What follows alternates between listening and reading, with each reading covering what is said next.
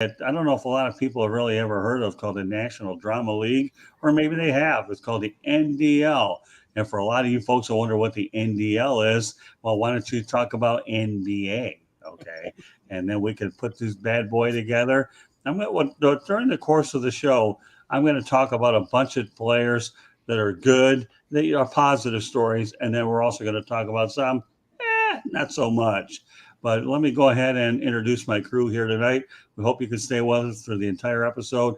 I guarantee that our opinions will have a lot of candor. And we have a new person we want to introduce to the network, Josh Kirby. And Josh, why don't you tell everybody a little bit about yourself? Scott, appreciate you having me on tonight. It's a great pleasure to be on with you on today, and I appreciate the opportunity. Like he said, I'm Josh Kirby. I am the host and CEO of the Kirby on Sports podcast. You can find all of my work at www.kirbyonsports.com. I've been running my podcast for about 3 years now. This has been sort of a slow time, but just put out an interview yesterday with a graduate pitcher in softball from The Ohio State University, and talking about their run in the postseason and how it's still continuing, so on and so forth. So content is slowly getting spread out, but for the most part, it's podcasts I've been doing for a really long time. Continuing to find ways to grow and meeting people along the way like you, Scott. And that's what keeps me in this business, and that's what keeps me going.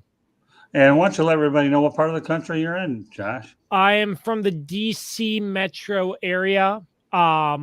So if you look on my website, you'll see my logo, and it has the DC skyline, and that's sort of a representation of where I'm from and not really who I cover. That's what I like to say. Yeah, I'll talk about DC sports here and there, but it's not like I'm going to stick primarily to the DC sports area. Very good. Well, Josh, we're very delighted to have you join us tonight. And just your teammates tonight are Rick, Curti, Mr. Opinion. Rick, well, this show is definitely suited for you because there won't be any shortage of them tonight. When I had you on last night's edition of 108 Stitches Baseball Talk, and I told you we were talking about the NBA, you couldn't get on this show quick enough, and you're just lucky that I've known you a long time and you get executive VIP treatment to come on at the last minute, and I wasn't taking anybody off. So I said, you know what? Well, we're going to put 5 on. We don't do it often, but every so often you do it. And Rick, I have a feeling you're going to fit in very nicely with what we're doing, right, my friend? I was salivating last night when I heard this. I said, I got to be on this show. I got to be on here. So thank you for having me on here. You're welcome. Of course, I have to talk about my Wednesday regulars. Okay, JB Ellis from the program. Well, welcome back, JB Ellis, to the program. What's going on? How's everybody doing tonight? Doing all right. And last but not least, Willie at the bat. Epting. What am I starting to sound like, Chris Berman, with all these nicknames? My goodness, what am I, crazy or what? Yeah, you're crazy. You're crazy. I know. Well, thank you. I'm GMTA. All right, I'm asking you, what is it? What does it mean?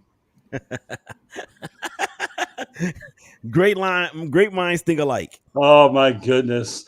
I got news for you. Willie knew I was going to hit him with it after last week. So don't tell me teaching doesn't have his way. Willie, welcome back, my friend.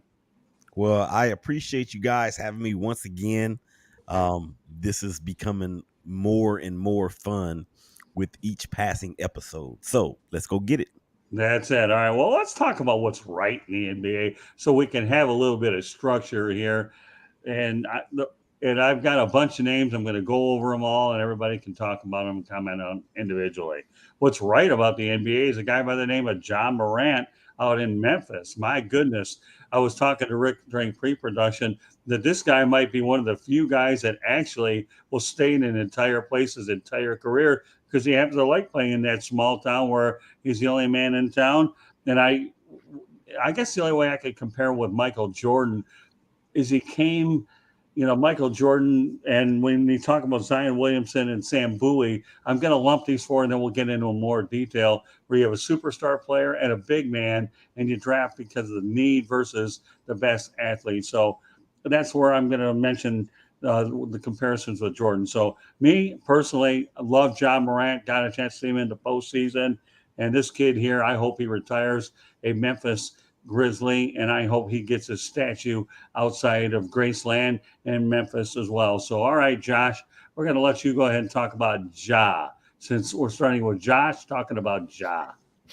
Well, I do like Ja's style of gameplay. I think he's really good, and I did get a chance to see some of his gameplay in the playoffs. And like you were saying, I hope he retires the same team he's with.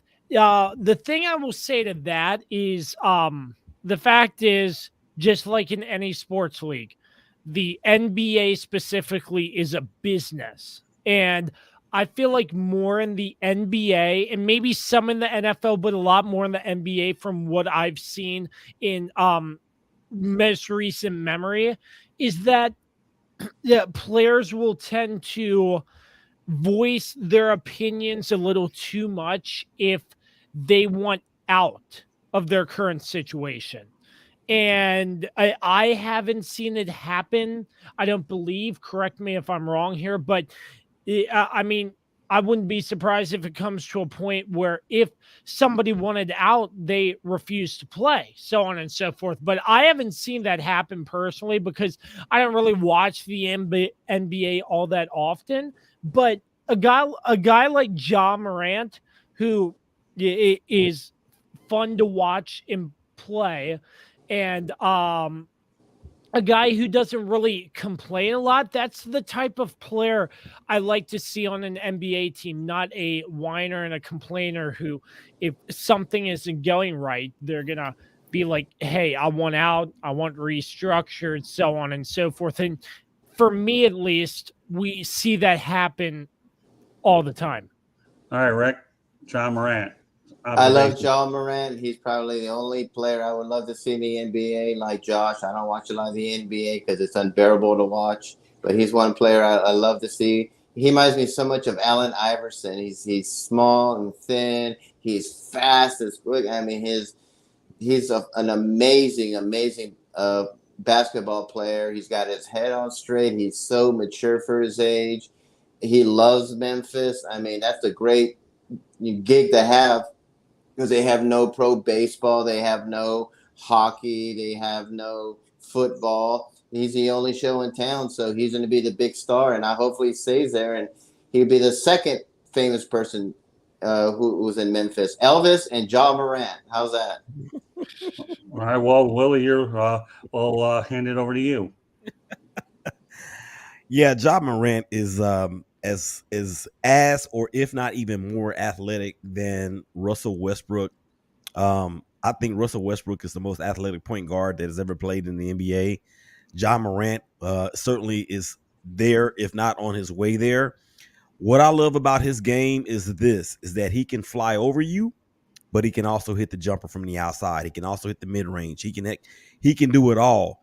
I think the one thing that I could possibly be worried about is his frail frame. But other than that, I'm a fan of his. And if he does stay in Memphis his entire career, it will mirror those like unicorns that we don't see happening, that especially during this time, during free agency and max contracts for people going to bigger markets, or, I would hate to see Ja Morant lose to the Golden State Warriors and then wind up on their team next year. Well, that's a good point. JB, where you go with Ja? So Ja is probably the most exciting young player in the game. There's a guy who used to play, Dominique Wilkins, the human highlight film. Ja kind of reminds me of him, because whenever he touches the ball, you're going to see something special. I was watching a game last year. He took a mid-range shot. He knew it was going to miss. Shortest guy on the court, got in there, got his own rebound, and got a dunk. He hustles. He plays hard. They built a nice team around him. One of the big things this year, they were talking about how good the team was when he didn't play. They had a better record when he wasn't on the court. So they built nice pieces around him, and he wants to win. He's happy there. I think they're going to do well in the future. he just has the right attitude for a guy you want to have. Okay, we'll move on to our next player. And I'm going to tell you right now, this player here could play in any era. And I repeat, any era. And that individual I'm referring to is Draymond Green, formerly of Michigan State, racks up technical fouls, rebounds, plays defense, occasionally can score.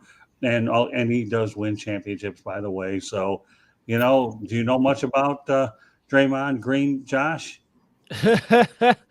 I mean, how can you not? I mean, Draymond Green, in my opinion, from what I've seen him play, he's hardworking, athletic. I mean, he works his tail off. I'll say that, but I think sometimes he has an edge with a temper, and that's where the technical fouls come into play. And I feel like at times there were times where Draymond Green's such a crybaby over nothing, and that's part of that's part of the drama in the NBA, in my opinion. But I mean, that's what comes with playing aggressive and hard and physical and winning championships.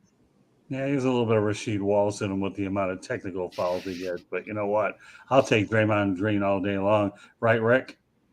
I'm not really a fan of Draymond Green, to be quite honest with you. I think he's a crybaby. He needs to stop learning how to kick people in the private parts. He'll be great. He's built around Steph Curry and Steve Kerr, and if he went to like another team, I don't see him winning. So I kind of believe he's more on the overrated side, in my opinion. I'm just not a big fan, and I just think he's he could be. I mean, he's a great basketball player, but he's just like Josh said, his temper. He's got a bad attitude. He got fined for flipping off the fans, which to me is a big no. And his attitude was, well, I make $30 million a year, so I don't care.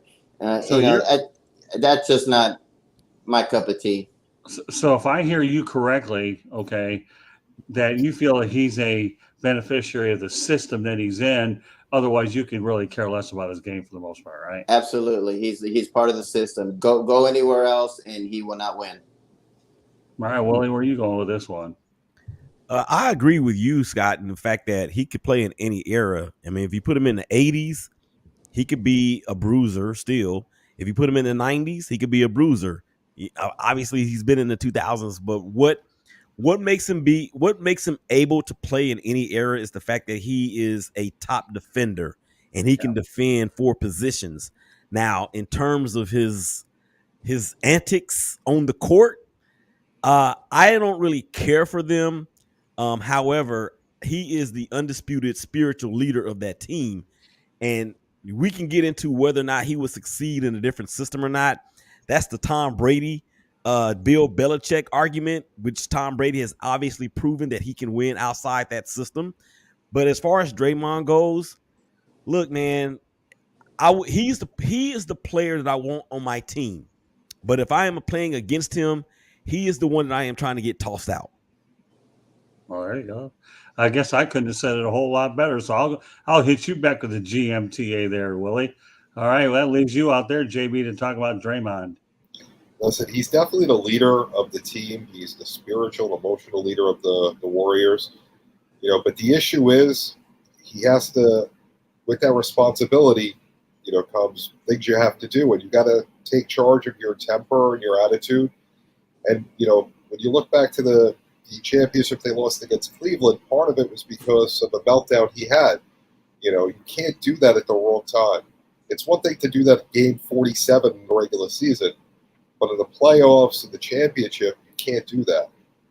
His talent is definitely there. He's not as good as he was a few years ago. He's been hurt consistently, but, plenty of talent. But he's got to learn with being a leader, there comes responsibility, and you have to turn it on and off at the right times. Okay, well, I'm glad we have a lot of different opinions on it. Not everybody's going to think the guy, to me, is an individual that you're really crazy about. But again, I'm going to stick back when I believe he can play in any era. And again, the X factor here, Willie, is defense, intensity, and rebounding. Anytime you can have defense, intensity, rebounding, I don't care. You can play in any era, regardless of who the opponent is. Russell, and whatnot, Kareem. As long as you can bang and you get rebounds, Dennis Rodman, the names go on and on. And that's where I think Draymond, and I do believe he will get in the Hall of Fame at some point or another. Next person I want to talk about is Joel Embiid. All I can say about Joel Embiid, needs a supporting cast. He's the only player left, I think, from the process when Philadelphia was tanking the whole time. So I'm going to lead off with you this time, Willie, okay, to talk about Joel Embiid. I like him. The more he continues to play, I think he assumes more of a leadership role, and he's the identity of the Philadelphia 76ers. So I would love to see Joel Embiid have enough supporting parts to ultimately win a championship. And I know the 76ers haven't, I don't think they've been to a conference finals for 12 years. So, of course, some of those are really bad years anyways. But Joel Embiid, to me, has to wear the Superman cape because he really didn't have anything around him. And I'll get to one of his teammates later in the show. So, Willie, take over from there and talk about Joel. Yeah, Joel Embiid is he has become everything that we thought he would be when he was at Kansas. In spite of all of the injuries to his feet, he seems to have overcome that. He is the undisputed leader of that team, and I believe that they need to surround him with another shooter. He's actually a defensive force. I'm telling you, Joel Embiid, man, he could go down as one of the top 7 centers in this game. If he gets him a championship, I don't know if it's going to happen in Philadelphia. I'm hoping that for some reason that they do not, and I repeat, they do not choose James Harden or James Frauden over him. All right, JB, where are you going with Joel? He started out with a lot of injuries his first couple of years. He's still young. He plays hard. He's taken over leadership of that team. There's not much not to like about him. Like Willie said, if they get the right supporting cast, Ben Simmons disappeared on him after the whole playoff debacle. Harden, I get why they went for him. At least they got somebody on the court with them. So, it just wasn't the answer. But how can you not like Joel Embiid? He does all the right things. Josh? I think you two said it perfectly, Scott and Willie. I feel like, well, like you said, he's a great player. Injuries early. He just needs that supporting cast. I mean, I don't think I have any more than that because you two said it so well. All right, Rick. Oh, I love Embiid. To me, he was my pick for MVP. I thought he should have got it, but I mean, he had a great year. The only thing about him, he does get injured. He does get these nagging injuries, and he needs a better supporting cast. And I agree with James Frauden. If they choose Harden over Embiid, that would be the most stupidest thing that the 76ers have done. So I hope he stays there. I love seeing him win a championship there. I remember the Julius Irving days of the Sixers and all that in their heyday. And I love to see him win a championship in Philadelphia. And we'll see. But to me, the thing with him is that he just is a little too injury prone. All right, now I'm going to mention a lot of names throughout the course of the broadcast, okay? But this one is my favorite of the broadcast. And if I'm saying my favorite out of the many names, you'll understand why. Jimmy Butler, to me, okay, has a heart of a lion. Here's a guy who is underestimated. And since he's obviously with Miami, okay, he's second to Dwayne Wade in history for 40-point games in the playoff career. Last night he had 41 is what he did in their win against Boston. You tell me, I know you talk about Philadelphia. I love his canny intensity where Tobias Harris over me. Gotta love him. I mean, started with the Bulls, went up to Minnesota, tried to light a fire under them, left with Philadelphia, and now he's with Pat Riley and Eric Spoelstra. If there's anybody that's in the right situation, Jimmy Butler is it. And I'm going to reiterate what I said. Of all the ones we're going to mention, Jimmy Butler is my favorite player in this particular show. And again, you put yourself with Dwayne Wade in the history of the Miami Heat and everything that this kid does. He's got the heart of a lion. I think he has a little Allen Iverson inside of him too. The way he works so hard and just crashes the boards and does everything you can expect out of him. So Jimmy Butler, I hope you do not go titleless without a title, because if there's anybody that deserves one, he does. And I think he even led the Heat to the finals against, what was it, the Lakers. So he's seen the finals. I just hope he has a chance to close the deal. With that said, Willie. Yeah, I mean, I agree. He started out in Chicago as a defensive stopper. You've seen the progress of his game. You've seen the evolution of his game over the years. He goes to Minnesota, and I remember a story that I heard that he actually took on the best players and scored more points by himself on one team than the other players did as a whole. And this dude, man, when he went off to Philadelphia, I thought it was a perfect match. I thought it was a perfect match with Butler in the city of Philadelphia because of his work ethic. When you're the 30th pick overall, you got a little bit of a chip on your shoulder, okay? And he is going to give it all that he has every single time on the court. He's not going to cheat us whatsoever. He's not going to be part of the what do you call it? When they hold him out for a game. Time management or no, the Load management. Load management. Yeah, he's not going to be a part of any of that. If he's going to play, if he's hurt, he's going to play. And but for them being the Philadelphia 76ers picking Tobias Harris over him, if that were the opposite, we probably would be talking about the 76ers in the finals before this year, if not going this year or going this season. But one thing about Jimmy Butler that I love, and he said this in the series after beating the Heat. I'm sorry, not beating the Heat. They are the Heat. After they beat the who did they play in the last series? I can't remember who it was, but whoever it was they beat, he basically said this: I don't give a bleep if our shots are not falling. If we just concentrate on playing defense, we're going to be fine. And that's the type of dog that you want, because he is a dog.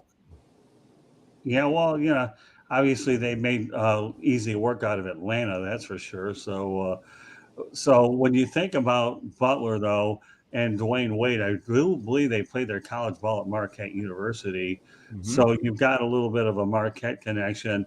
And again, when you set him up with Eric Spoelstra, who channels his intensity, Pat Riley's got to love the guy. He really does. They don't care how ballistic he gets, because when you got a guy who's a heart of a lion, that can play defense, score, take over, and wants to do everything right, you look the other way and you don't worry about it. And Jimmy Butler, what can I say? All right, JB.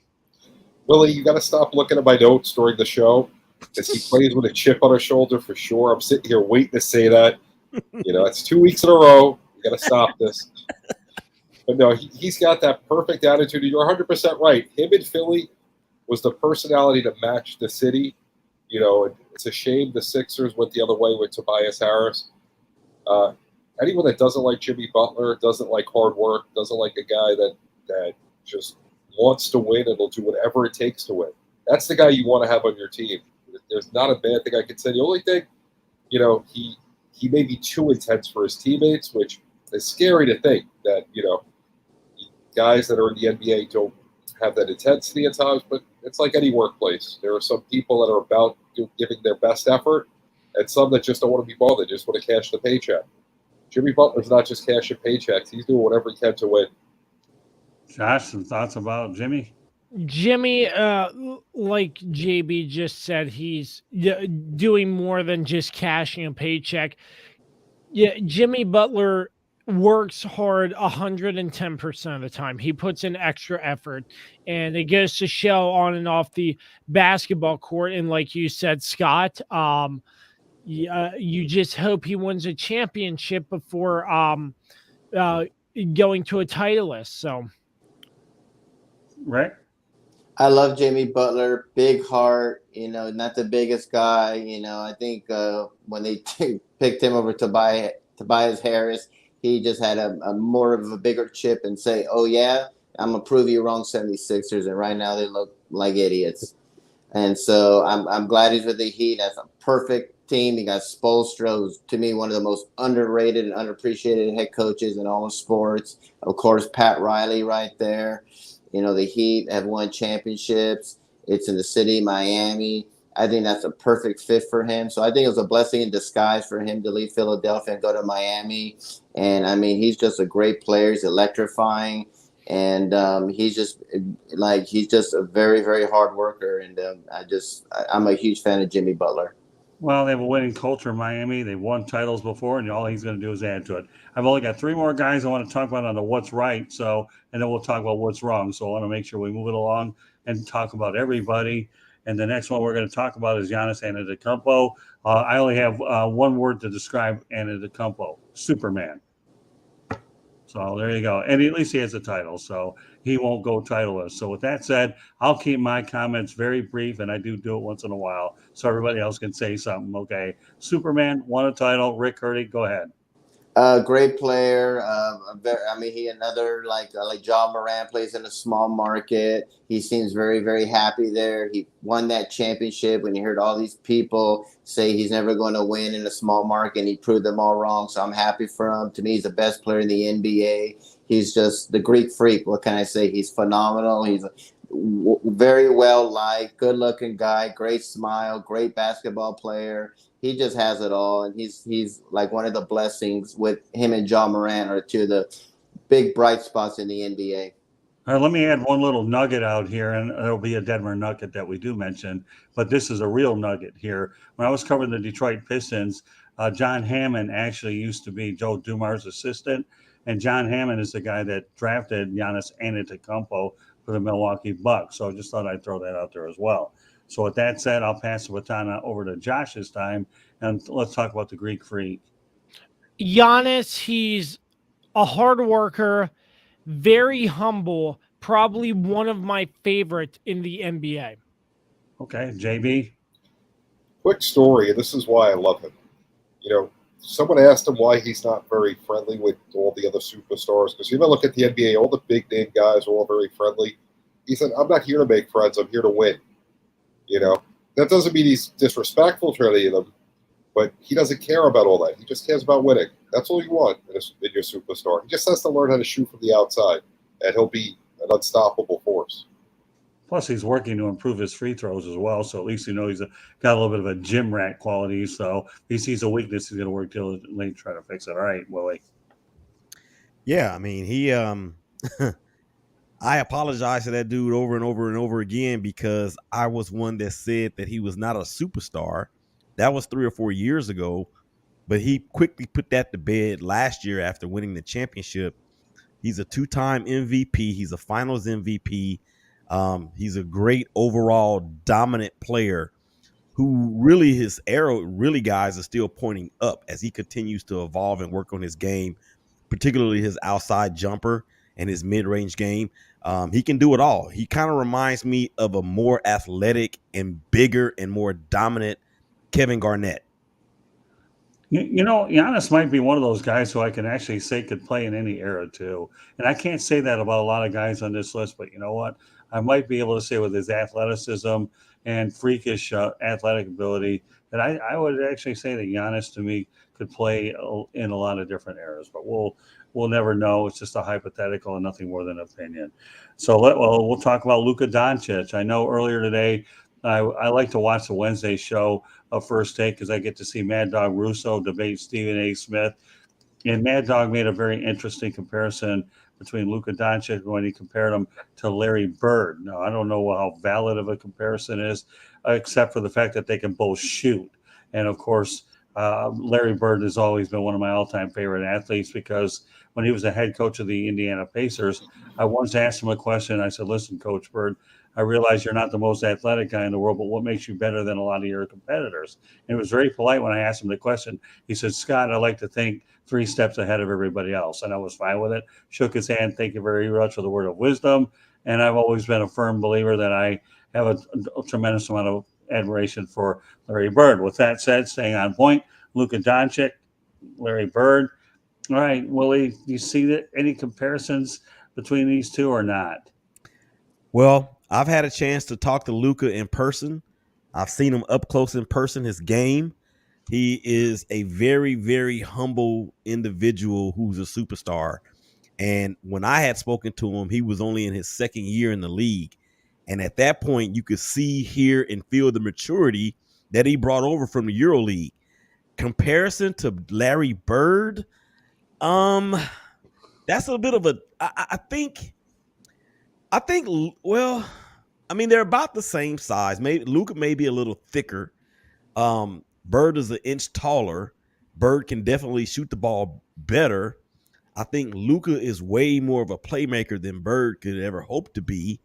So there are similarities in both of their games that that thrust them to the forefront of where they are and where they ultimately could be. Now, Larry Bird is one of the greatest of all time, and Luca is certainly putting up the numbers to do what he's doing. Different time, different era. So by the time it's all said and done, Luca Doncic, you heard it here first. He is going to be the all-time leader in triple doubles. Okay. All right. Well, down the line, I hope to have you back on, and I hope you're right. So with that said, JB, some observations about Luca Doncic.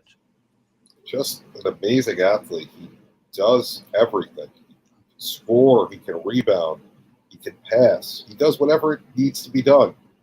You know, that's the kind of guy you want on your team. Not a lot of people give, thought to how hard it is to get a triple-double or how important it is. I mean, that means you're filling every part of that stat sheet to help your team.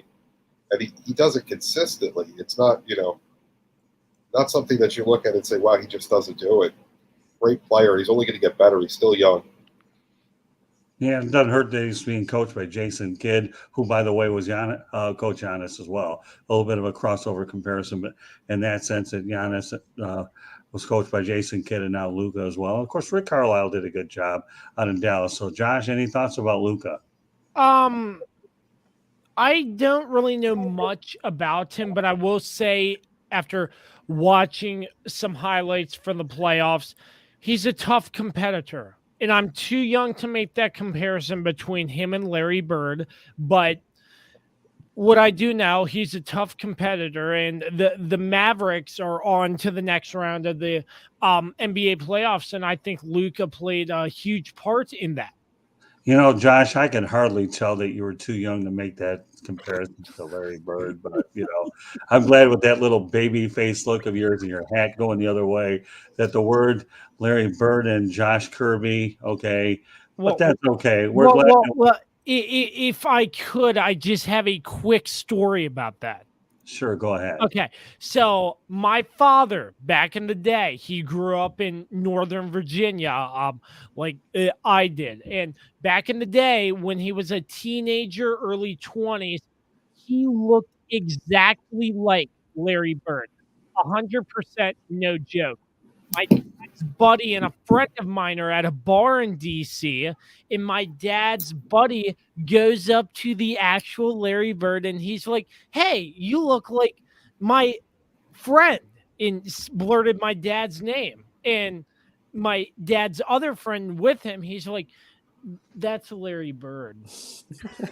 Well, you know what? I will say this before Rick, go ahead and comment on Luca, and I want to get to these other folks. But I think Josh Kirby could win the Josh McCown lookalike contest. You have a great radio voice too. I love your voice. It's a great radio thank voice. You. Yeah, Very I have Buckish. insurance on this voice. Yeah, I think Josh Kirby could win the Josh McCown lookalike contest. All right, Rick, give me some observations on Luca Doncic before we get to the final player, and then we got some heavy artillery on the back end. So go ahead, Rick.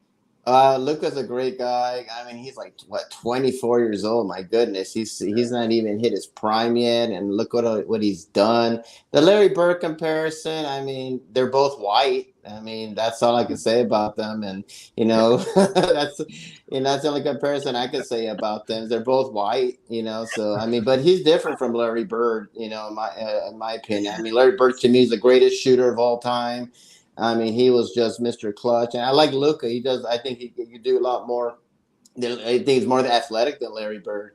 But, I mean, he's so young, and I think he's going to win championships, and I think he's going to go to the Hall of Fame if he can stay healthy and consistent, which I can see him doing. So, Great player, super young. I mean, the Mavericks have hit gold with these European players, first with Dirk Nowitzki, now with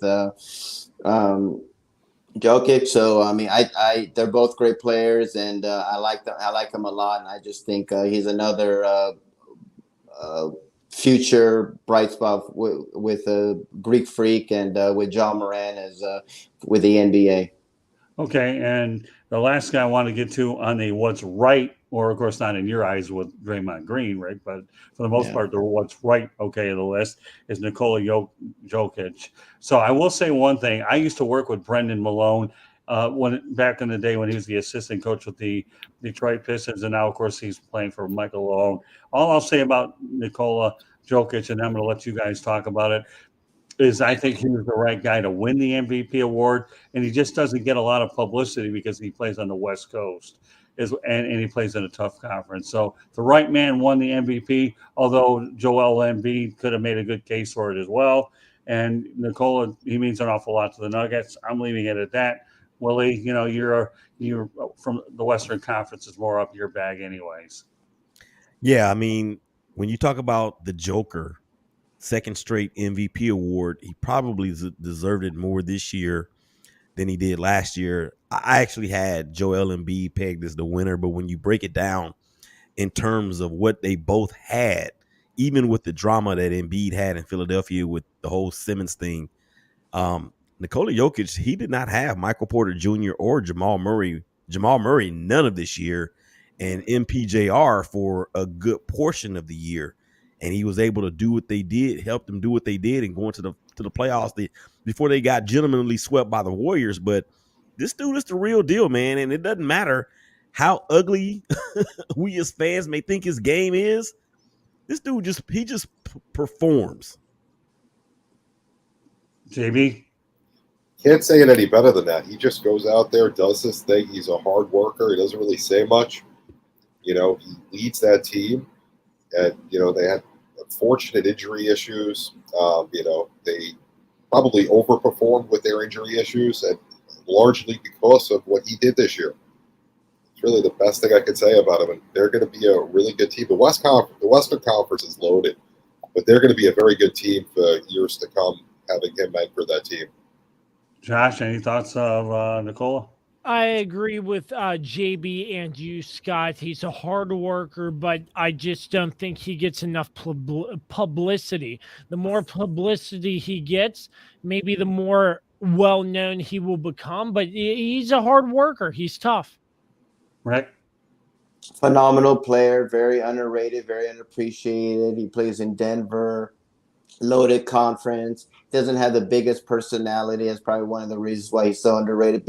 But because he's humble, he's not a drama queen. Just goes out there and does his job. He just reminds me of just a blue collar, hardworking guy that goes out there and I'm going to score, rebound, blah blah blah, and I don't really care about getting my name in the headlines as long as we win. So great player, back-to-back MVPs. I think when he back-to-back MVPs in any league, especially now, is very, very impressive, and he's just a all-around great player.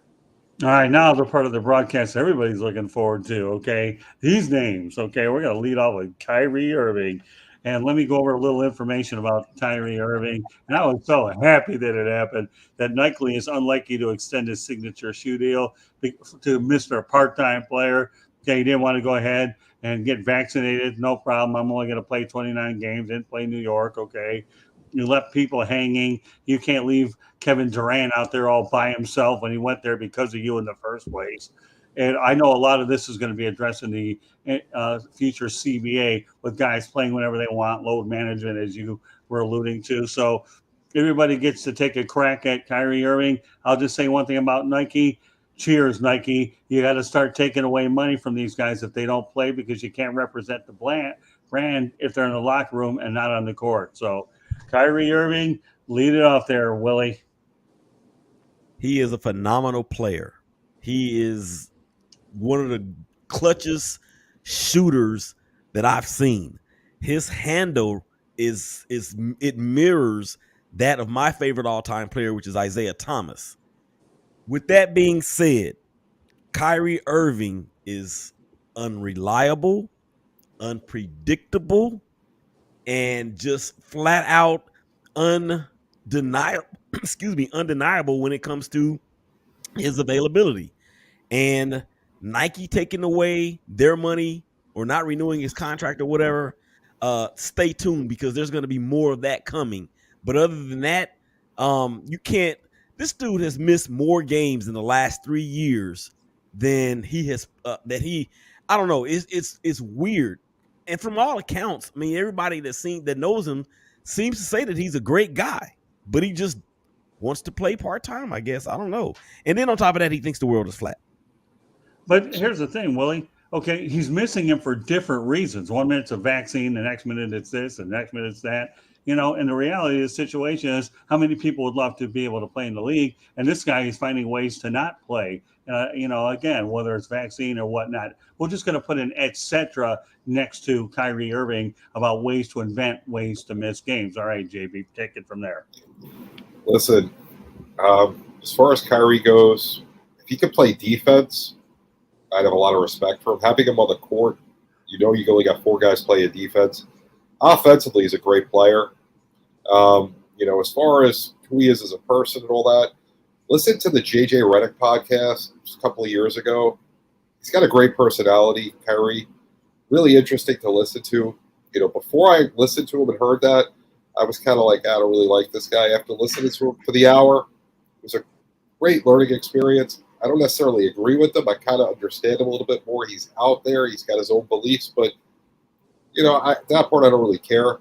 As long as he gets on the court and plays, and he sticks to his convictions. He didn't want to get vaccinated, whatever. The Nets understood that what they had to deal with when they had that issue. All right, Rick, I know you're probably raring at the bit to take a crack at Kyrie. Yeah, he's everything what is wrong with the NBA. We all know he's a great player. He's just the most selfish human being in the NBA right now, and that's what Stephen A. Smith said, and I totally agree with him. He only plays when he wants to play. You don't get vaccinated, that's fine, but next he's Muslim, and he can't play on these days. It's always some excuse with his idiot, and he is an idiot. I mean, he doesn't believe dinosaurs existed, thinks the world is flat. Says he's idiotic, stupid things. He's just incredibly all about himself. He plays whenever he wants to. He's arrogant. He's just toxic. He's poison. I don't care how great you are. You're just a completely selfish, self-absorbed human being, and that's all he is. And I'm glad that Nike got rid of it. And I hope they do much, much more with other players. And he's just a very spoiled, entitled young person, just pretty much a product of what our society is with some of these young people, just spoiled and entitled. And he makes millions and millions of dollars. So that makes him even more spoiled. So he's everything what's wrong with the NBA. And I would want nothing to do with him if I was building a franchise. Yeah, well, the Nets general manager, Sean Rooks, obviously addressed it at his final press conference. And, he talked about availability. Willie is a key word. And I have a feeling that if Sean, the general manager for the Nets, indeed is true to who he is, you can rest assured contract or whatever the case may be, it's going to hit him in the wallet in a lot of ways in terms of Supermax and all that kind of thing as well. And I hope the Nets can get in front of this whole thing. I really do, especially with Kyrie Irving. Willie, I'm going to go back to you on this. I mean, yeah, it's like this is what really told the story for me when it comes to Kyrie Irving. He wanted out of Cleveland because he wanted to be the man. So he goes to Boston. He gets there, and people are saying, "Oh, the Boston Celtics are going to be this. They got Kyrie Irving and all this young talent." Well, he gets hurt, and the team plays better without him.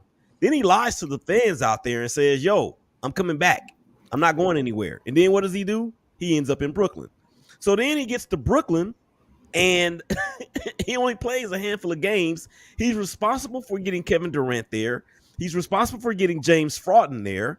And then what happens? James Harden ends up in Philly, and now they have Ben Simmons. So to me, as long as Kyrie Irving is going to be the leader of your team, you're never going to win a championship. All right, Josh, what's your take on good old Kyrie Irving? 2 words: drama causer. It's ridiculous. That's all I have to say. You know, Any more, my breath, I might go out of breath. It's just a waste of breath, you know. I'll tell you, Josh, I like that. What are you guys saying? Drama causer. I like it. I That just should be a think hashtag. That's the hashtag. drama causer. Okay, we'll have to remember that one. All right, well, let's talk about Ben Simmons. We were just dancing around him. This guy needs Sigmund Freud more than anything else. 1 minute he can't shoot, he can't play defense, from what I understand, and now he wasn't able to play due to a back injury. I'm not going to complain about a guy with a back injury. I've had back surgery before, but when Joel Embiid and Doc Rivers called him out because he didn't want to go ahead and shoot, to me, Ben Simmons is another thing that's wrong with the NBA. If it isn't one thing, it's another. And it's too bad because they had a lottery pick invested. I think they had the foundational piece in Philadelphia. The guy can't handle a little criticism, a little bit soft. Too bad. So, Willie, you know what? You talked about Kyrie. I want you to pick your comments up about Ben Simmons. Oh my gosh, it's going from bad to worse. Ben Simmons is okay. Let me preface this by saying this. I absolutely 1,000,000% empathize with anybody that has mental health issues. As a person that suffers from that and as an advocate for that, we don't want to make any jokes about that side of it. However, when it comes to his play on the court, I don't understand people who were saying that Ben Simmons was a jump shot away from being LeBron James. I don't understand why people were saying that Ben Simmons is a superstar talent. What Ben Simmons is a 6'11" guard, or he's a 6'11" basketball player that just so happens to be able to handle the rock pretty good. He can't shoot outside of 3 feet. You can't have him on the court during crunch time if he's going to be your primary ball handler. And his defense, yeah, he's a great weak side defender. But what do we know about him as far as being an own the ball defender when it comes to having to guard people like Kyrie, like Steph, like Clay, like Devin Booker? I just think that it's a total waste of height. And if I could have just gotten 8 inches of his 6'11" frame added to my height, then we would be talking about me in these Hall of Fame conversations. I'm telling you right now. Well, that's a pretty interesting perspective. I'll ride with it. And I hate to tell you this, Willie, but the other names I have here, okay, it didn't get any easier. I tried to get you guys off easy with the other guys.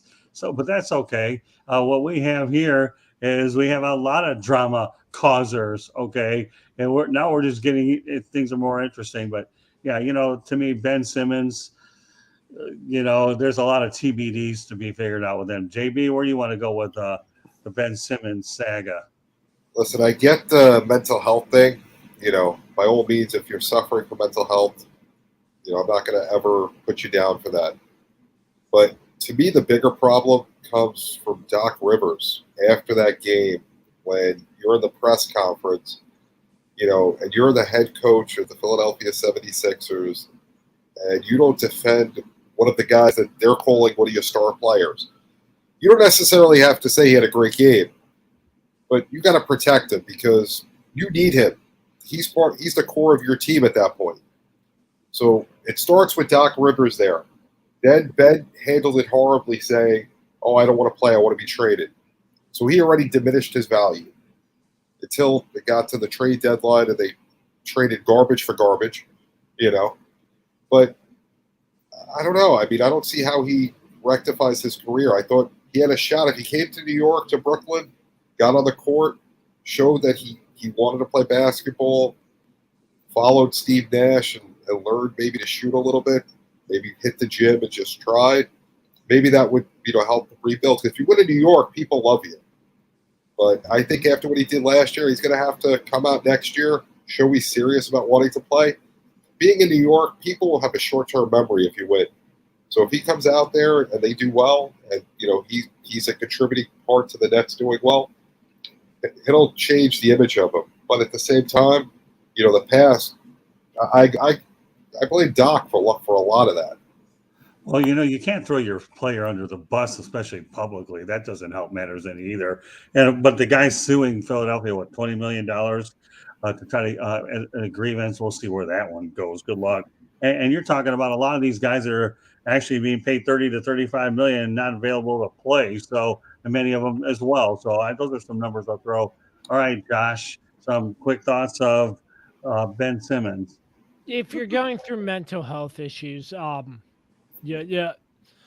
I mean, it's a big topic going on in today's world. So, obviously, thoughts and prayers. If Ben Simmons is dealing with something more than what is shown to light in the media, but on the other side of things, I feel like making excuses in the NBA should be dealt with more seriously than it is. I mean, it's like basically a slap on the wrist. I mean, I just really don't agree with it. And it's, it's just another reason why this list is so tough to talk about, is because these are some of the players in the NBA who just, it's just, we don't really have a lot of positives to say. Well, not right now, but you know what? When it's all said and done and we get done wrapping the show, I do want to make sure I put the right bow on it. So I'm glad that we're addressing it as well, because it's an important time when you talk about the playoffs. So, Rick, let's talk about Ben Simmons. Yeah, he's an idiot. What can I say about him? I said Kyrie's the most selfish. Ben Simmons is the most laziest. I don't believe he's got mental health problems. I'm sorry. I just don't buy it. Again, we got to make excuses for these spoiled, pampered, $30 million a year guy. He don't want to play. He has no heart. He doesn't care. He just wants his money. He was drama in Philadelphia. He's drama in Brooklyn. They're regretting getting him now. He just doesn't want to play. He just wants his money. And he's just I'm sorry, part of the problem with some of these young people, no offense, Josh, in our society, and some of them just make excuses. They don't want to work. They'll blame COVID. They'll blame mental health. They'll blame all these social issues that we have, just so they don't want to play, because they're spoiled and entitled people. And that's what I see of Ben Simmons. He's spoiled, entitled. He's selfish. He's done this before when he was with LSU. He didn't want to play. Even going back to when he was with Australia, he didn't feel like playing. He just has no heart. To me, it's just a waste of talent. He's got all the talent in the world, and it's just a complete waste of talent. Okay. Well, we're going to change gears just a little bit. Okay. We'll take away from the head cases a little bit to a guy that you hope reaches his potential. And I'm referring to Zion Williamson. The only thing I can say about Zion Williamson, I hope he doesn't become the next Sam Bowie, that you took a guy because you needed strength, on the boards, because we all know Sam Bowie was obviously, I think, picked ahead of Michael Jordan, and we all know how that turned out. So you hope and pray that Zion Williamson does well with the New Orleans Pelicans, and they're building a pretty good team down there with David Griffin. They really are. So I don't think this is as bad as these last two guys. So the question is, will Zion Williamson be able to make a difference, Willie, down in New Orleans? And I think the pieces are starting to come together. And will he see it through, or is he just going to be down the road, put in the bust category, Willie? I won't call him a bust, but I have never been sold on Zion Williamson's game.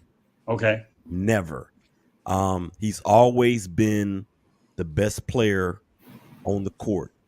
He's always been the strongest guy on the court. One of the most, if not the most, athletic player on the court. Well, guess what? When you get to the NBA, everybody's like that.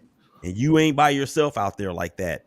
I don't think his game translates well to this version of the NBA, where you have either people going all the way to the hoop and yamming on people, which we obviously know that he can do. But the other part of it is that his jump shot, his mid-range game is non-existent. His three-point game is suspect as at best. And can he even handle the ball with his right hand? These are things that we got to find out. Okay, JB? I just don't think he wants to play in New Orleans. I mean, he's obviously had injury issues. Just don't think he's happy there. I think, He probably could have come back this year. He just doesn't, for whatever reason. Anthony Davis was there. He didn't want to play there. I think Zion's kind of, doing the same thing where he wants to get out, and I think he's going to end up on the Knicks eventually with RJ and that Knicks team, which has a lot of Duke guys. Okay. All right, Josh, any thoughts about Zion? Yeah, I'm gonna bounce off what JB said. I think, I just don't think he wants to play in New Orleans. I feel like this is his way of showing that he wants out, and I think that could potentially happen. But other than that, I mean, Zion, I think I don't really have a big issue with him. I mean, in terms of like, I don't think in my mind he causes a lot of issues. I know a lot of people have made fun of him because he was like overweight at one point, something like that. But I think it just comes down to he just wants out of New Orleans, and this is his way of showing it. All right, well, that's an interesting perspective, Rick. Yeah, Willie didn't say it. I'll say it. He is a bust. I never was sold on him. Ja Morant should have been the number one pick. Never liked Zion. I thought he was overrated. He's really out of shape. His condition is not good. And to me, that just shows me that your heart's not into it. He'd rather sit on the bench and show off his fancy jewelry. And look at how much money I got. Like a lot of these young players with all the jewelry and rings and all the cars and look at me, but they don't want to put the work into it. They just want to cash their paycheck. And whether he wants to play there or not, I don't know. I just don't see him wherever he goes. I don't see him doing anything.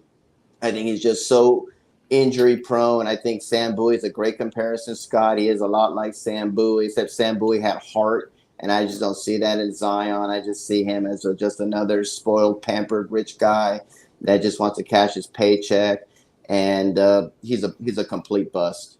I got to say one thing. When you have a lot of guys on a broadcast, it makes my job a lot easier. I don't have to talk as much because you guys are saying a lot of what I think. So you want to add to that, Willie, real quick before we go on to we only have 3 more players to get to, so hang with me, guys, okay? Anything else you want to add to it, Willie? Nah, I'm good. We can go to the next bust. Our next player. Well, I like bust player. All right, that was Next good. case. Slip that one in. All right, very good. Willie, I'll tell you, I like you more and more every week, Willie. I'm telling you. All right, so we'll go over to Russell Westbrook. This problem is he can't find a home and he can't play defense. So, I'm telling you guys, I can tell everybody's in a really good mood tonight with the group that I picked there. So Willie's scratching his head. Russell Westbrook, man, is he one of those guys that's going to score a lot of points, can't get another title? Let's just see what you have to think, Willie. I'm telling you, the man of the hour here. Russell Westbrook never cheats us with his effort. He gives 1,000,000% all the time. He plays with a chip on his shoulder even to this day. Russell Westbrook is the most athletic point guard that I have ever seen. With that being said, when he was traded to the Lakers from the Wizards, I absolutely hated it. I hated it because Russell Westbrook cannot shoot. Russell Westbrook, yeah, he's a walking triple-double, but you can't pair that with LeBron James and Anthony Davis on the same squad. So I love Russell Westbrook as a player. I'm a big fan of his. I just think he's a horrible fit for the Lakers. And I'm a Laker fan. So, JB? Yeah, I mean, I like Russell Westbrook. I just don't think it's the right fit for him. Unfortunately, the guy plays hard. People don't like him for some reason. He does a couple of different things that I'm not fond of, but as on the court, which is really all I care about, he plays hard. Could be a better defensive player, but he leaves it out there. That's what you want in a guy. So I just think he needs to find the right team so he can do what he needs to do and be a better piece for the right team. Okay, no, I know, JB, you have to leave in a moment, so I'm going to give you 2. I'll ask you about 2 players, and then we'll let you go. I want to make sure you get the opportunity. I appreciate it. No problem. I know you have other obligations. Give me some quick thoughts about LeBron James, and then at least you guys can gather your thoughts about where we're going to go with it. LeBron James. So LeBron James, I don't like him personally, but I can't say anything bad about him. He's everything that, as a person or a player, you should aspire to be. But I don't like him ever since that whole decision thing, and I don't like the flops. But I've gotten into soccer over the last couple of years. I'm going to assume LeBron is a big soccer fan and he learned it that way. So I'll give him that one. Okay, and last but not least, we'll let you talk about James Harden. And then when you're done, you can let everybody know they can get hold of you. And then the rest of us will comment on the remaining things. Go ahead. I appreciate it, Scott. So James Harden, just a disappointment. He was the guy in Houston. They did everything they could to try and get him to be a winner there. They brought in whoever. They tried different systems, different things. It didn't work. He went to the Nets. He was teamed up with Durant and Kyrie, who never played because of the vaccine issue. And, they were going at it, whatever behind the scenes, and he wasn't happy. He was going to, from what I heard, he was going to make himself sit out games. So they ended up having to trade him. But to me, that's not the way to do it. You resolve your issues, do what you have to do. When you're on a team, you have to do certain things. You're still cashing that paycheck. So play the games, and stop being a fraud, basically. And that's what he showed me to be. I'm not really a big fan of Harden. Okay. So, well, you're not a big fan. All right. So, all right, JB, why don't you let everybody know how they get a hold of you, and then we'll see you next Wednesday. So JB_ the program on Twitter and at Sideline Sports 1, which is the network. Definitely check us out. Guys, it was a pleasure. Sorry I had to run early, but good seeing everybody, and I'll see you next week. You got it. Thank you very much, JB. Appreciate you. Good night, JB. Good night, guys. All right. With that said, okay, let's back up a little bit. I know Willie talked about Russell Westbrook, so now we can go back on that again, okay? I think you're 100% right that he's just not a good fit for the Los Angeles Lakers. He's really not. There isn't enough the basketball isn't big enough for what you have there. You're talking about Russell Westbrook, Anthony Davis, LeBron James. What about Carmelo Anthony? And the list goes on and on. So I guess so. I'm going to ask you this, Willie. Do you feel sorry for Russell Westbrook? No. You don't? Okay. No. Heck no. Okay.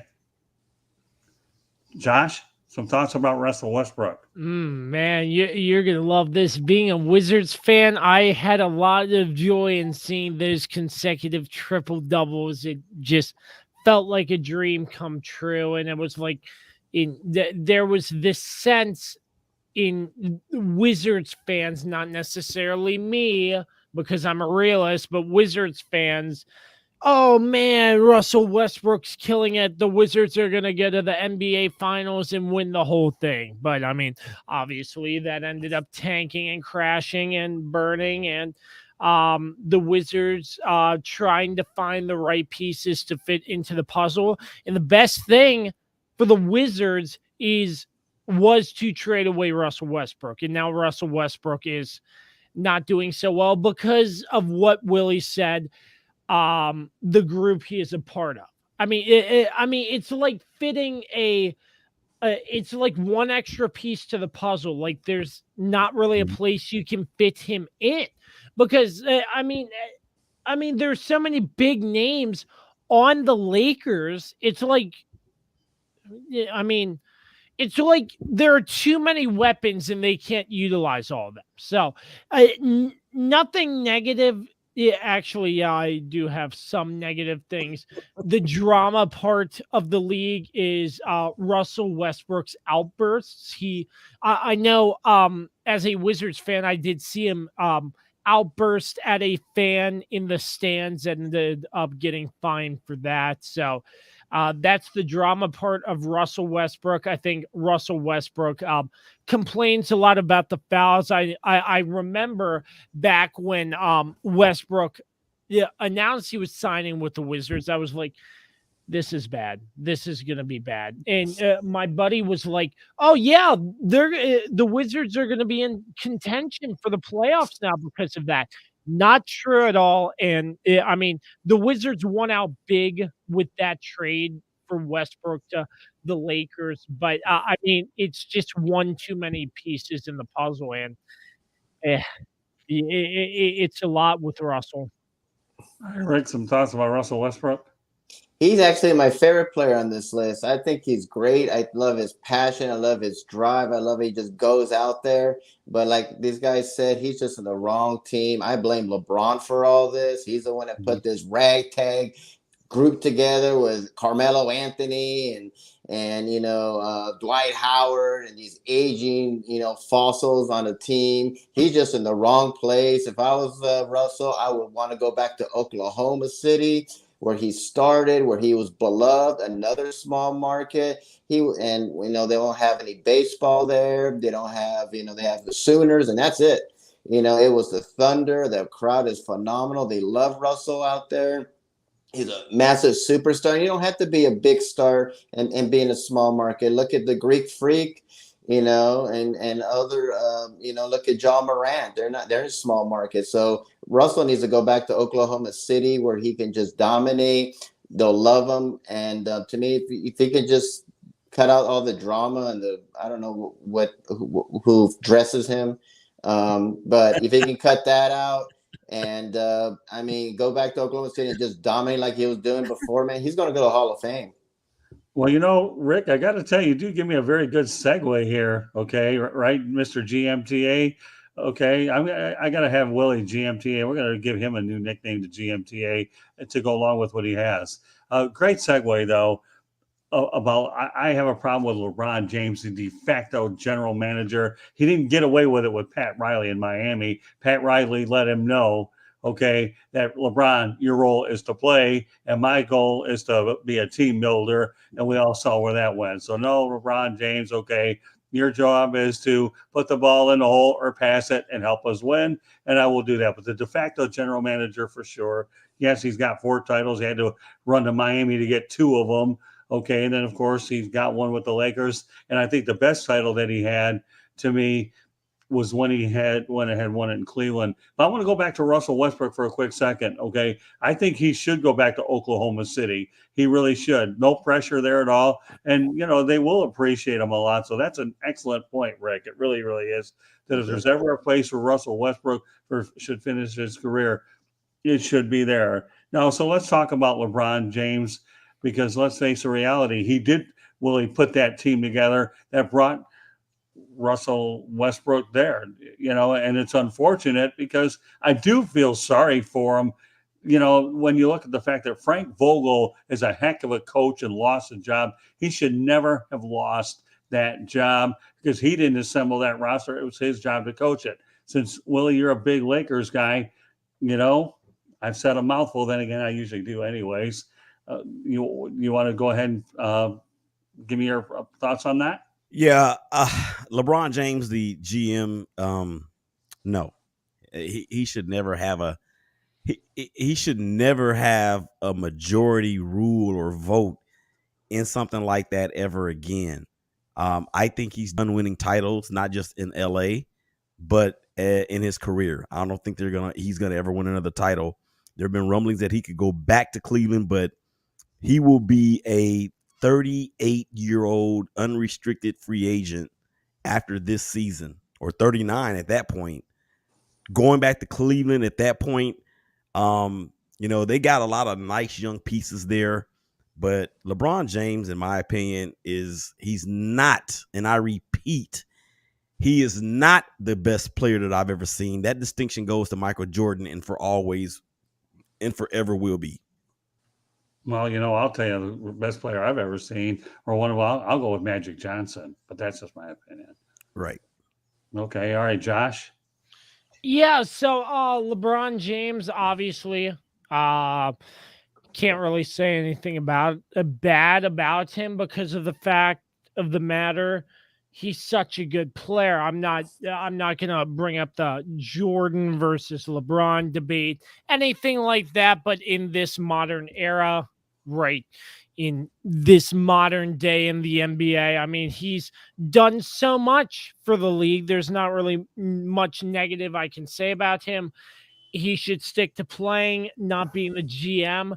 And it's going to be interesting to see if what he said it's true about he wants to play his last season with his son once Bronny gets drafted. And he said he'll take whatever amount of money to play with his son, and that's how he ends his career. I think that would be pretty special. I'm glad you brought that up, and I'm not even saying anything about it. I'm leaving that one to you, Rick. And then we got one more player, and that's everybody's favorite, James Harden. LeBron is going to go down as one of the top 5 greatest players of all time. No, he's not better than Michael Jordan. He's not better than Will Chamberlain. Magic Johnson to me, and I grew up in Los Angeles, greatest basketball player I ever saw. He was amazing. LeBron is so weak-minded mentality. He's 6'9", 250 pounds. He's so strong, but mentally he's so weak. I've never seen a quote-unquote star, as he likes to call himself, the GOAT, as he likes to call himself, not want to take the game-winning shot. Jordan wanted the game-winning shot. Tom Brady wanted the game-winning shot. Magic Johnson, the greats, want the game-winning shot. He does not want the game-winning shot. He's scared to death because, oh, my God, what if I miss? Well, who cares if you miss? No one's going to remember that. And so mentality, he's weak. He's selfish. It's all about him. He's the smartest guy in the world. I know more than anybody on there. To me, he's poison. I've never seen a guy eject fans because they're mocking him. I mean, how weak is that? And the NBA lets them get away with it. That's the wrongness of it. They let him get away with that, and so they need to stop drinking the LeBron Kool-Aid. He's going to be 38, 39 years old. I'm glad Pat Riley put his foot down and said, get out of here. And this is all Jenny Buss's fault for giving him all this freedom to do what he wants. And, God rest his soul. If Jerry Buss was still alive, this would not be happening. He'd be gone 2 years ago. The only thing that I'll say with one of the last words, unless Willie wants to add something to it, LeBron James would never have been able to make it in the 80s and 90s when the game of basketball was 100 times more physical than it is now. No way. He's lucky to be playing in the era that he's playing in. So that's all I have to say. I don't know. I'd put him in my top 10 players of all time. I wouldn't put him in my top 5, and that's me. But I've seen probably a lot more basketball than a lot of other people. Willie, you want some final thoughts on LeBron before we go to James Harden? Nah, it's just that it's hard to compare these different eras, and Right. we get caught up in the greatest ever and the best I've ever seen, and the most accomplished and the most talented. All those things, man, they're all different. And I put LeBron in probably the top 7 in every one of those categories. But as far as being any higher than number 3, I can't see it. I can't see him being better than Michael Jordan or Kareem Abdul-Jabbar. I'm with you all the way. If I had to choose between Jordan or James, that's a no-brainer. I'd go Jordan all day long. All right, final person I want to talk about is James Harden. Quit on Houston, Brooklyn, underperformed in Philadelphia, forced his way out of there, hasn't won a championship, wonder why. When they needed him, when Joel Embiid was down, wasn't there either. Hasn't won a championship ring, wonder if he ever will. So with that said, Willie, to me, James Harden is toxic. And here's a guy that has so much talent and he could get more out of what he can. And I don't definitely feel he's worth a max contract at all. But, I have a problem with James Harden. I really do. Yeah, I mean, he's one of the most dynamic offensive players that I've ever seen. But unfortunately, that style of play for a person or for a player that is that ball dominant is not going to be successful in terms of trying to get to a championship. And the late, great Kobe Bryant said it best, that James Harden is phenomenal. He's great. He's a superstar. He's one of the most talented players in the NBA. But that style of play will not ever win you a championship. And for me, aside from my personal feelings about that dude, I actually think he is a great player. I think he is a superstar. He's clearly on the backside of his career at this point, and he's going to he's not going to be able to dominate from the point guard position the way that he has because of his, number one, his conditioning and his age, and the fact that he is, in my opinion, is or has lost a step. So he is going to have to be the second or even third option on a team for him to get an NBA championship. Well, Stephen A. Smith summed it up best. I mean, Stephen A. a little loud for my taste, but as long as you research your information, I don't care. But the word slippage is how you can describe what I think James Harden's game, and I don't think he's worth the max contract. Josh, any thoughts about James Harden? I'll say once again, drama causer. Yeah. I mean, the rest of you all said it best, but I think another big drama causer. Rick?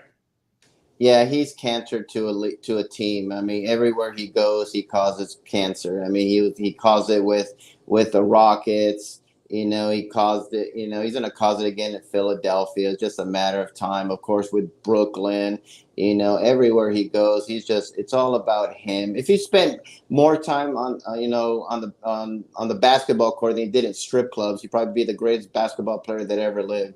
I mean, it's just that he just wants to be a celebrity. That's all he wants to be. Is he a great player? Yeah, he was a great player, but he's lost a step. And, who would want him? Why would you want that with all that baggage and all that drama? He just wants to be a celebrity, dating the Kardashians and all that stuff. That's all he cares about. Another greedy, spoiled, entitled person that thinks the world revolves around him.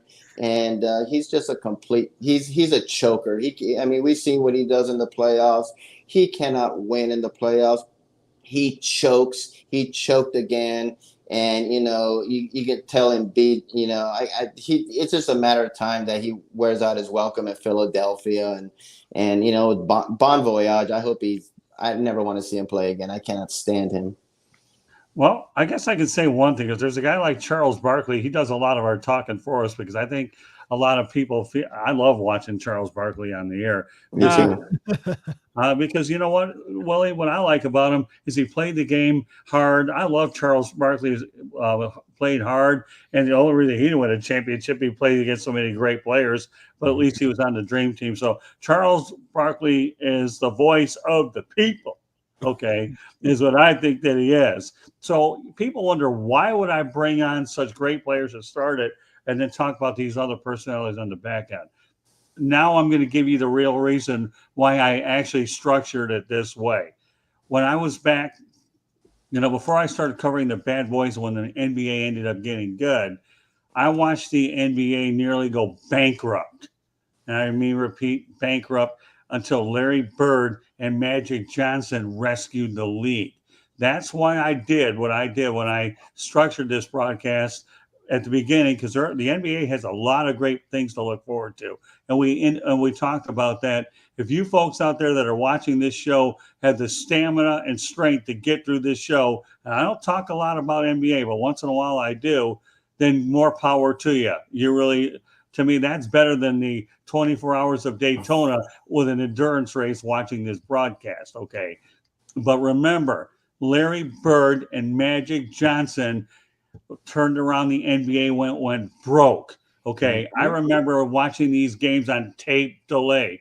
Now, Josh, we know you're definitely, I don't even know if your folks were alive to see it on tape delay. You haven't even thought of, Josh. Okay. What's a tape? Right, exactly. Tape? Payphone? Josh, we might put it in interesting digital delay for all we know. I mean, because of the era that we're talking about. But when you watch a sport go nearly bankrupt, Irvin Magic Johnson and obviously Larry Bird turned around, Isaiah came later, and Jordan came later, the rest and the rest of them. That's why I did things the way that I did. Tape delay, folks, okay? And I'll tell you what, Adam Silver, you don't need to, I understand the playing tournament's not that bad and all these little mid-season tournaments. What's killing your league is that you trying to find different ways to make it interesting, okay, to keep people engaged. You need to get rid of the toxic nature for how these players are acting that are turning off the fans, right, Willie? This is what's killing the NBA, and that's why I titled the show the National Drama League, because it is drama where the drama is overshadowing the play, because the NBA has some exceptional athletes, and you have a lot of great players, and yes, you're right, Willie, it is impossible to compare eras. It really is. But remember, and I can't say this enough, once upon a time, the NBA was on tape delay. Thank you very much, Magic Johnson. Thank you very much, Larry Bird, because these guys are being paid because you guys saved the league. That's the reason why these guys are earning the money that they're earning, and they live as nicely as they do. And it's too bad that some of these individuals are giving the league a bad name that all these other individuals have worked hard to try to build it up. Willie, anything else you want to add to that? Yeah, Larry Bird and Magic Johnson saved the league. Michael Jordan and that crew elevated it. Excellent. Well said. Rick? I totally agree. Was it for them, it would be bankrupt. They saved it. And yeah, you're right, Willie. I totally agree. Michael Jordan just elevated it. And then when Nike got there and the shoes, it just exploded. Josh, I know this is your first act, and you certainly got a lot more than you bargained for tonight. But I got to tell you, Josh, I think you've done a really nice job. What do you think about Josh, guys? The way he's awesome. You know what, though, Josh? I think the next time you come on, though, you're going to have to put in your little thing called Drama Causer as your nickname, because Eric Katz has concrete dump on the baseball version. So I will never forget Josh Kirby if I ever mentioned Drama Causer. So, but Josh, you've done a really good job. Any closing thoughts about the NBA lesson that you ended up getting tonight? Well, I'm too young to remember tape delay or anything like that, so I can neither agree nor disagree to the statements you just put out. But great show. Had a lot of fun with you, Scott, and the rest of the gang. Rick, Mr. Opinion, and Willie. But yeah, I appreciate you having me on. It was a lot of fun. Very good. All right. Well, I know we've gone a little bit longer, but I knew that this was one show that we would put together that, because of the extensive nature of the subject, that warranted the attention. And I'm glad that we were all able to have an opportunity to equally talk about what we want. The one thing I do have a policy, folks, when I get into comprehensive subjects, is I will not shorten the show so that my people cannot say what they feel, since they've dedicated a certain amount of time of their evening to be with us. So I feel it's only fair. Everybody gets a fair opportunity without being cut off to speak their mind. And I apologize for nothing. And I'm glad that you guys were able to get things off your chest. And I'm glad that we were able to address the subject, because let's face it, we're watching these games during the height of the playoffs. Some of these teams should have been deeper into the playoffs because of circumstances. They're not in there. I talk about the Nets and the 76ers, and the beat goes on. Obviously, as you go deeper into the tournament, it's tough. But underachieving, overachieving, and that's probably one of the things that provided the impetus for me to come up with this broadcast as I did.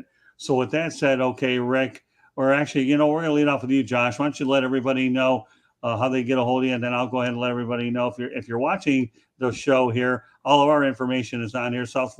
Subscribe to the South Florida Tribune YouTube channel, or you can visit us at the website, www.southfloridatribune.com, and you can follow us on Twitter at Tribune South. And the broadcast can also be heard on iHeartRadio. So, all right, Josh, why don't you give everybody a quick overview how they get a hold of you? That's my brand on a hat. It's pretty dope. Yeah.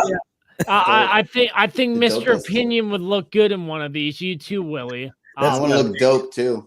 Oh yeah. See, I'm telling you, all I do is great stuff. The Kirby on Sports podcast right there. But anyways, check out all my work. www.kirbyonsports.com. We're on all streaming platforms, all social media platforms, and on YouTube as well. So if you guys want to rock the Kirby on Sports podcast, just hit me up. You got my info. I just dropped my email down there. And Scott, you're the man. I appreciate our connection. It was a lot of fun today, brother. Oh, it's been an awful lot of fun for sure. So with that said, okay, Rick, go ahead real quick, and then we're going to wrap it up in a moment.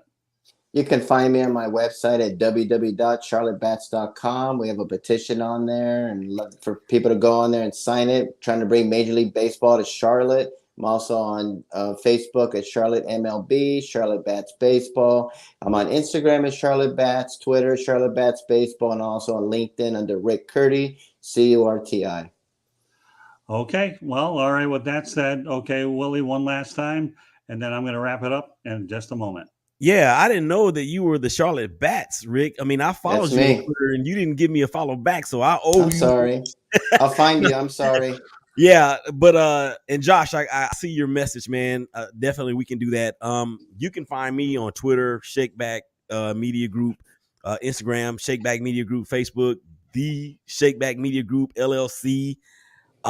Even on YouTube, and we have a Roku TV network channel as well that I am building. And of course Scott is interested in that.